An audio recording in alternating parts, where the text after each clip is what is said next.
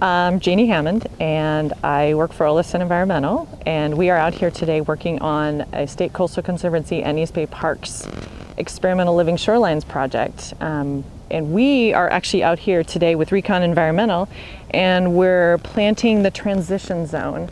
So the transition zone, for those of you who aren't familiar with it, is the transition between the tidal habitats and the upland habitats. The species that we're planting today actually are all rhizonomous perennials, and they exist across the zones, and we selected them because they are going to be species that'll do well with climate change, and the ones that are in the high marsh right now may end up moving up a little bit over time as sea level rise happens, and the ones down in the high marsh are marsh bacchus and Euthymia occidentalis, which is western goldenrod.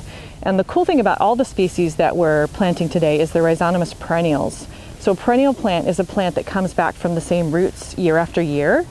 And the cool thing about the rhizonomous is that they'll put down a taproot, but also they'll put down lateral roots and grow up the next year. So you end up with clones of plants, big patches, instead of just one plant. So you don't have to depend so much on the plant seeding. With climate change, we know we're going to have more sporadic rainfall. Some years we might get a lot. We've been seeing that lately. We've had drought conditions. So rhizonomous perennials are sort of better adapted for climate change because they can persist underground and then come up when conditions are really great. So that's the plants that are down in the high marsh. And then as you see behind me here, we're on the edge of this scarp where East Bay Parks has been treating teasel for several years. Teasel's an invasive plant.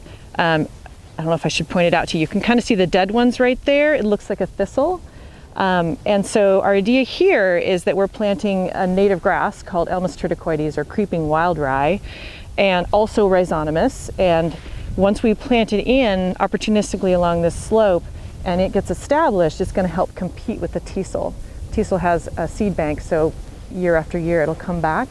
And so hopefully with competitive planting, the creeping wild rye will be able to compete with the teasel, and eventually we'll have a native grass land out here.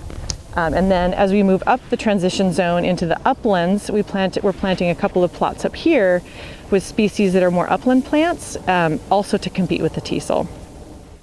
My favorite thing about doing restoration work is getting to be outside and planting things. I love to see the change when you enhance a habitat. And I've been around invasive plants for a long time, and you see those controlled, and then you want to come back in and see the habitat restored or changed for the benefit of wildlife and species. And so getting to do that restoration is really, really complementary to who I am. I really enjoy that. It's a great thing to get to do.